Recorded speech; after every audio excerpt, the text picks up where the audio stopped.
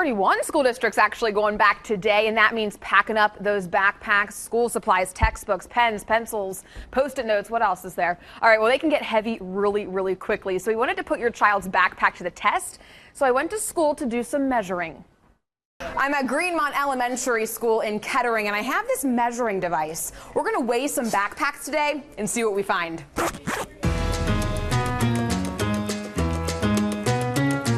Isaiah, all right, let's see how heavy your backpack is. Alrighty, what do we got here? 10 pounds, Isaiah. What do you have in here? Tons of books. This is a really pretty backpack, by the way. Let's see how much it weighs. You're only at 5 pounds. You pass. That's awesome. Good job. Doctors recommend that kids carry no more than 10 to 15% of their body weight. The average 5th grader weighs about 80 pounds, so they shouldn't be carrying anything heavier than 12 pounds. Oh my, this is very heavy. 15 pounds. 15 pounds. What do you have in here? Books and Post-its. Oh, I can't hold it anymore. Take it from me. Now we're at Kettering Fairmont High School, and the average 16-year-old weighs 125 pounds, give or take 10 pounds or so. But realistically, that means they shouldn't be carrying a backpack any heavier than 19 pounds. All right, Matt, your backpack looks heavy. What's in it? A big automotive book. Yep, you were right at 19 pounds. Look at that. My back hurts a little bit, but I just deal with it. This is why Matt's backpack is so heavy. Look at this textbook. That's at least 3 inches. It's a good idea to leave the textbooks and the notebooks that you don't need for the day at home or in your locker. That way, you really eliminate the pressure on your back. And honestly, you'll probably have a better day at school.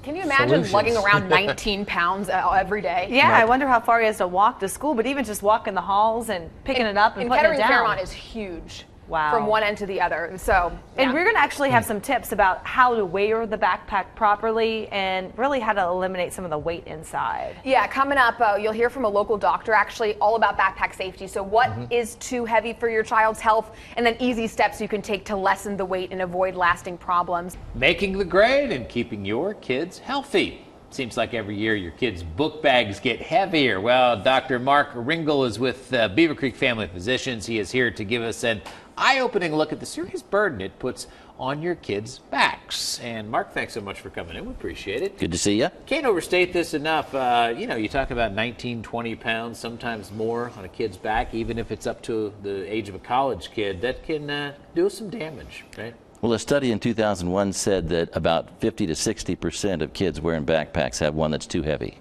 Okay. We have some tips to hand out to you right now. Start off well. What do we mean by that?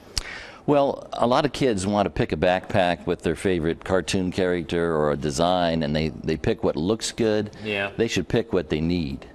If they're going to have heavy loads, they might even consider a rolling pack, like a rolling suitcase. Yeah. But for the lighter ones, it's got to be the right size for the child, and they should know what they're doing with it. The parents should be involved in that picking out process instead of just letting the kids go grab whatever they want. Quality is always better, as in the case with many products. Yes. Also, wear it well. I used to be one of the one-shoulder guys, trying to look cool in college, just hanging it off my shoulder, but you don't want to do that, do you? Well, those kind of satchel bags are very popular, especially with the older kids, but they have trouble too, just like the younger ones. It's best to have 2 straps. The strap should be wide and well padded. There should be some padding on the underneath side of the pack itself so that it doesn't bump into the back and support the lumbar area. If it's a really long pack, it's good to have a waist strap too as well. People should tighten it up so that it's not too tight, but tight enough that it doesn't bang around and jump around. And wearing those one-armed straps is kind of bad because it throws the body off and causes a lot of posture and back problems, especially in younger kids. Yeah, because you tend to just wear it on the one shoulder only, and then Exactly. all of a sudden you're walking around like that. Finally is pack it well. Obviously don't overpack it, but we're talking about the distribution of it. Well, a lot of kids think I'm just going to put everything in there that I ever need, and I'll just have it there whenever I want. Bowling ball, you name That's it. right, bowling ball, everything. The best thing really is to take only what you need when you have it. If you have some heavier loads, heavier books, put them down low in the pack and put them toward the middle so that they don't get carried up heavy on the shoulders. As far as other things, we want to consider not overloading it to one side or the other side. We want the straps tightened so that it doesn't bounce around. and take the bag off when you can. If you don't need it, don't use it. All right, good advice. It's not necessarily that you can't lift a 20-pound backpack, but then walking around all day is when it does the damage. This is a big problem because in 2011, the Consumer Safety Product Commission said that there was about $30 million spent in doctor's office visit for kids age 5 to 19 just on backpack injuries. It's unbelievable. So we see a lot. Dr. Ringle, thanks so much. Appreciate Thanks for having me. Thanks, and we will have more on our website, fox45now.com. Just click on Fox 45 in the morning.